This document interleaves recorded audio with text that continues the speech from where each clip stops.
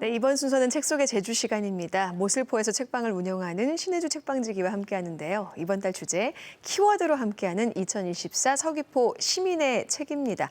오늘 소개해 주실 책 만나볼게요. 네, 푸른 청룡의 해를 맞아서 또 책 속의 제주와 함께 올 한 해도 아주 풍요롭게 책을 읽는 그런 새해가 되기를 바라면서 오늘도 아주 정성껏 고른 책 한 권을 가지고 왔는데요.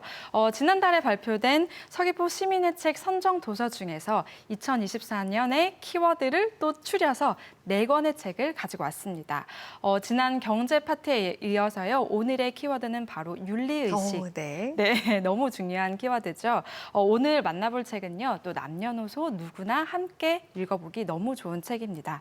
오승연 작가의 책, 인공지능 판사는 공정할까라는 책 소개해드릴게요. 와, 2024년 내내 화두가 될 키워드와 관련된 책을 가지고 왔잖아요. 주제가 윤리의식이어서 조금 무겁지 않을까 생각했는데 제목, 인공지능 판사는 공정할까? 이 제목도 굉장히 흥미롭고요. 앞에 이 표제 그림도 보니까 굉장히 재밌을 것 같다라는 기대가 돼요. 네, 그렇죠. 이 사회 문제를요, 윤리적으로 바라볼 수 있도록 도와주는 한 권의 교양 지식서라고 생각을 해주시면 좋을 것 같은데요. 우리 사회가 점점 더 갈등이 더 많이 증폭되어 있고 또 뭐 가짜 뉴스 아니면 혹은 옳고 그름을 판별하기 어려운 그런 사회 문제들이 일종의 그 윤리 의식과 정말 많이 연결되어 있는 부분이 점점 더 많아지고 있습니다. 오늘 소개해드리는 이 책은요, 지금 우리 시대에서 윤리적 선택이 필요한 12가지의 문제를 같이 담아주고 있는데요. 각각의 문제에 대해서 찬성과 반대를 고르게 잘 정리를 해주고 있고요. 또 윤리의 어떤 잣대로 사회 문제를 판단하는 그런 안목을 길러볼 수 있는 책이라고 소개를 드리고 싶습니다. 말씀하신 것처럼요. 윤리 문제라고 하면은 좀 심오하게 생각하시는 분들이 많은데요. 꼭 그렇지만은 않고요. 뭐 인공지능 이슈처럼 이 세대를 아우르는 아주 흥미로운 이야기거리가 정말 많으니까요. 우리 아이들과 함께 재밌게 토론하면서 읽어볼 수 있는 책이기도 합니다. 네, 이렇게 빠르게 변화하고 성장하는 시대 속에서 이제 개인주의가 평배하잖아요. 네. 이럴 때일수록 우리가 꼭 가지고 있어야 될 덕목이 바로 그 윤리의식이 아닐까 싶어요. 근데 윤리적 선택이 필요한 이제 12가지 쟁점을 다루고 있다고 하니까 또 기대가 되는데요. 어떤 내용들인가요? 네. 목차를 보시면 한눈에 어떤 문제를 다루고 있는지 알 수 있습니다. 저자는 처음에 이 윤리가 과연 무엇인지, 윤리에 대해서 정의를 하는 것을 시작으로 사회 문제, 소셜 미디어, 환경 문제, 과학 기술 파트를 나누어서 윤리적으로 바라보는 시각을 제시하고 있는데요. 먼저 사회 문제 파트에서는 작년 한 해의 큰 이슈를 담고 있었죠. 장애인 이동권 시위를 꼭 출근길에 해야 할까라는 문제를 네. 다루고 있고요. 또 동일 노동, 동일 임금 이야기, 차별에 관해서 이야기를 하고 있습니다. 또 소셜 미디어 파트에서는요, 혐오 표현도 과연 자유에 속하는지, 또 가짜 뉴스를 규제해야 될 필요성이 있는가라는 이야기를 다루고 있고요. 또 세 번째 환경 파트에서는요, 의류 산업과 채식에 관한 이야기, 정말 환경에서는 뺄래야 뺄 수가 없는 이야기죠. 그리고 또 한 가지는 이 선진국에서 내뿜는 온실가스를 과연 개발도상국에서도 책임을 져야 하는가, 이런 문제들을 다루고 있습니다. 또 마지막 과학기술 파트에서는요, 아주 또 이제 시대정의 화두로 떠오르고 있죠. 자율주행 이야기. 네. 그리고 또 인공지능 이슈, 또 메타버스에 관한 이야기를 차곡차곡 다루고 있습니다. 네, 그러니까 최근에 일어난 사회 현상들을 이렇게 다루고 있고 또 우리 생활과 밀접하게 관련이 돼 있어서 더 흥미로운데 먼저 이 제목에 담긴 그 주제를 좀 들어보고 싶어요. 그 내용이 바로 인공지능 판사는 공정할까? 네. 좀 이 부분을 자세히 이야기해보면 좋을 것 같은데요. 네, 저도 사실 이 부분이 너무 궁금해서 이 파트를 먼저 읽었던 기억이 나는데요. 전 사실 이 부분을 처음 알게 됐어요. 우리 사회가 정말 인공지능을 많이 쓰고 있다라고 하지만 실제로 어떤 판단, 이제 어떤 사법기관에서도 인공지능 판사를 쓰고 있다는 사실을 이 책을 통해서 처음 알게 됐는데요. 바로 북유럽의 작은 나라죠. 이 IT 강국인 에스토니아에서는 실제로 약 1천만 원 이하의 소액 재판에서는 인공지능 판사를 활용한다고 하는데요. 인공지능 판사는 굉장히 빠른 속도로 재판 결과를 알려주고요. 또 인간 판사는 사회적으로도 좀 더 중요한 사건에 집중할 수 있다는 이점이 있다고 합니다. 뿐만 아니라요, 이 미국에서도 판사가 형량을 결정할 때 이 인공지능의 인공지능의 분석 결과를 활용한다고 하는데요.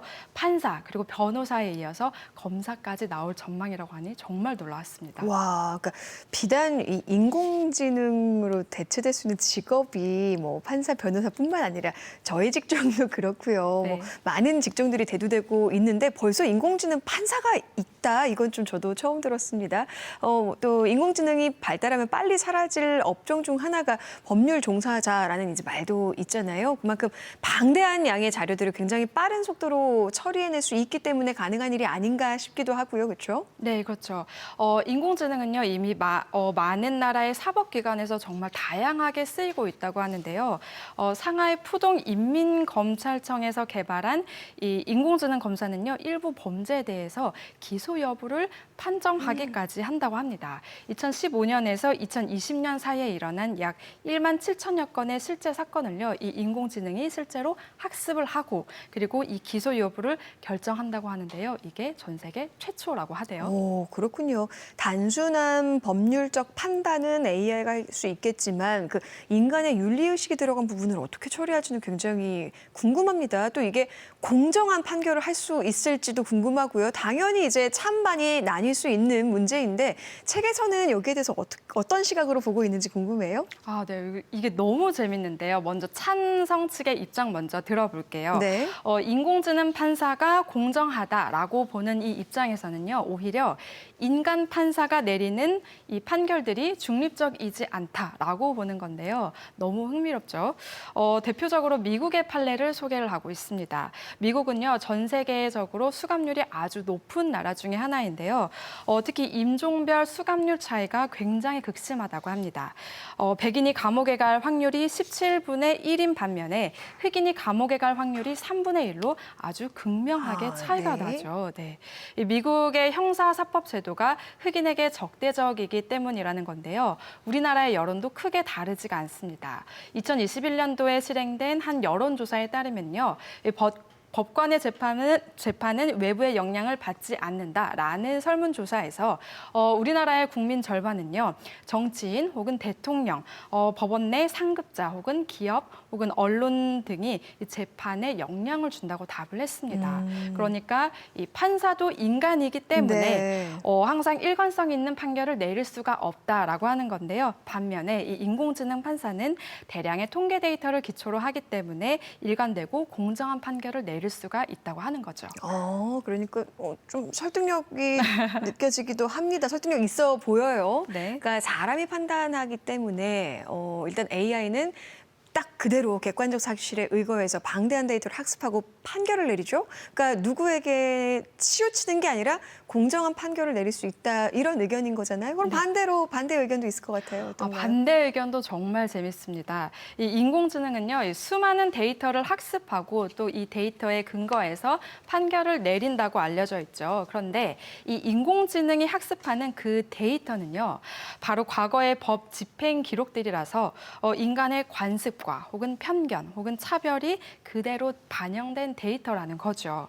미국의 판례에서 흑인들의 수감률이 백인들보다 훨씬 압도적이었는데요. 실제로 이 미국에서 재범 분석에 사용하는 인공지능 콤파스는요, 흑인에 대해서 아주 심각한 편향된 데이터를 만들어내고 있다고 하는데요.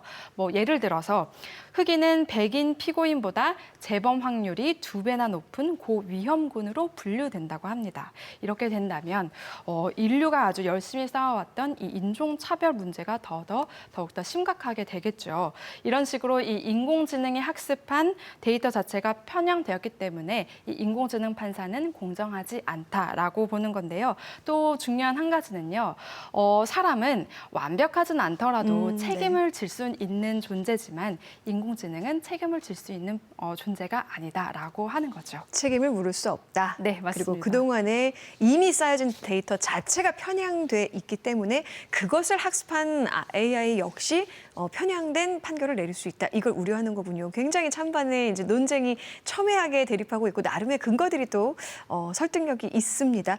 과연 그럼 저자의 생각은 어떤지도 궁금해요. 네. 저자는 어떤 이제 일종의 찬반을 나눠서 이거다, 이게 맞다 그르다라고 하진 않는데요. 좀 더 이 독자들로 하여금 좀 더 폭넓은 사고를 할 수 있도록 유도하게 네. 만듭니다.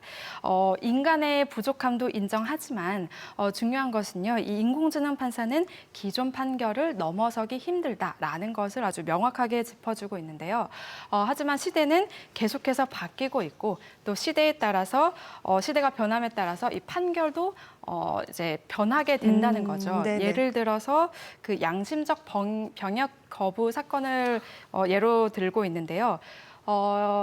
1969년도 대법원에서는 유죄 판정을 났고요. 또 2004년 헌법재판소에서도 처벌이 합헌이다라고 했는데 2018년에 들어서 대법원 전원합의체는 양심적 병역 거부를 인정하기도 했습니다. 이처럼 시대가 바뀌면 이에 따라 법의 판단도 달라진다는 거죠. 네, 그러니까 이제 이 금방 말씀해 주신 주제는 인공지능이 판사를 대체할 수 있을까 없을까 이런 거였고 네. 이것 외에도 이제 다양한 주제를 가지고 사람들과 좀 토의해 볼 수 있는, 토론해 볼 수 있는, 또 우리 스스로도 좀 이렇게 그게 맞는지 한번 이렇게 질문해 볼 수 있는 그런 도움이 되는 책일 것 같습니다. 오늘 만나본 책 인공지능 판사는 공정할까라는 책을 통해서 많은 분들이 사회에 좀 다양한 문제에 대해서 깊이 있게 생각해 볼 수 있는 계기가 될 수 있길 바랍니다. 저도 한번 아이와 함께 읽어봐야겠다라는 생각이 들었습니다. 오늘도 친절한 책 안내 잘 봤습니다. 고맙습니다. 감사합니다.